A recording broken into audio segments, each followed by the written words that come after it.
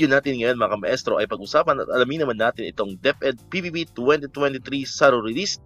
Update po yan ngayong araw, November 26, 2025. Upon checking nga po sa DBM, nakakita po tayo dito ng 13 na mga bagong SDO na mayroon na pong SARO para po ito sa kanilang PBB 2023. Ayan, so good news nga po mga kamaestro kasi mayroon po ulit mga bagong SDO, no? Medyo marami-rami ngayong araw, ano po?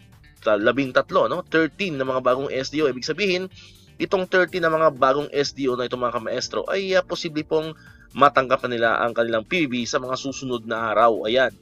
Kung hindi po tayo nagkakamali, ito po ay lahat from Bicol Region. Ayan. So isa-isahin po natin. Unahin po natin tong Division of Masbate. Ano po mga kamaestro, no? Masbate Province. Nakalagay yan. Grant of Fiscal Year 2023 Performance-Based Bonus of 12,182 eligible employees of elementary and secondary schools. Ayan, so ibig sabihin, ito po para sa mga teaching personnel. Ano po mga kamaestro? Next po ay ang Division of Legazpi City. Nakalagay po dyan, release of allotment to cover the fiscal year 2023 performance-based bonus of 1,887 civilian personnel of SDO Legazpi City. Next naman ay ang Division of Ligao City. Nakalagay dyan, fiscal year 2023 performance-based bonus, PBB of 1,558 civilian personnel of SDO Ligao City. Next naman ay ang Division of Catanduanes. Nakalagay dyan, fiscal year 2023 performance-based bonus of 4,268 civilian personnel of SDO Catanduanes. Sisundan po yan ang Division of Tabaco City. Nakalagay dyan, fiscal year 2023 performance-based bonus of 1,782 civilian personnel of DepEd Tabaco City. Next naman ay ang Division of Albay. Nakalagay dyan, fiscal year 2023 performance-based bonus of 10,759 civilian personnel of SDO Albay. Sinusundan po yan ang Division of Masbate City. Nakalagay dyan, fiscal year 2023 performance-based bonus of 1,227 eligible personnel of elementary and secondary schools of SDO Masbate City.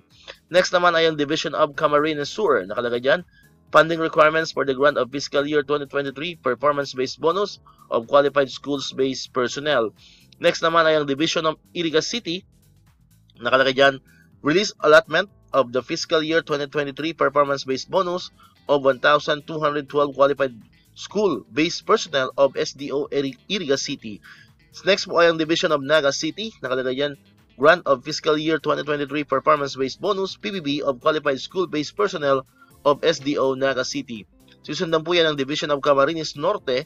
Nakalagay dyan, grant of fiscal year 2023 performance-based bonus, PBB to 6,817 qualified personnel of elementary and secondary schools of SDO Camarines Norte.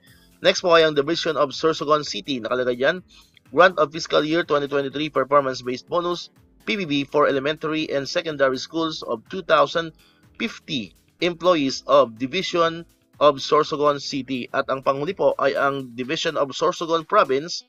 Nakalagay po dyan, grant of fiscal year 2023 performance-based bonus for elementary and secondary schools of 8,761 eligible employees of DepEd SDO Sorsogon Province. Alright, so far po, yan po yung 13 mga bagong SDO na nakatanggap na po ng SARO or narelease na po ng SARO for PBB 2023. So expected po sa mga susunod na araw, possibly as early as next week, ayan, ay maaari na po makatanggap ng PBB 2023 ito pong mga binanggit po natin ng mga SDO ngayong araw. Alright, so dito natatapos itong ating video ngayon mga kamaestro. Kung di ka pa nakakapag-subscribe, click mo na ang subscribe button dyan para ikaw yung unang nakapanood ng mga videos na na-upload natin.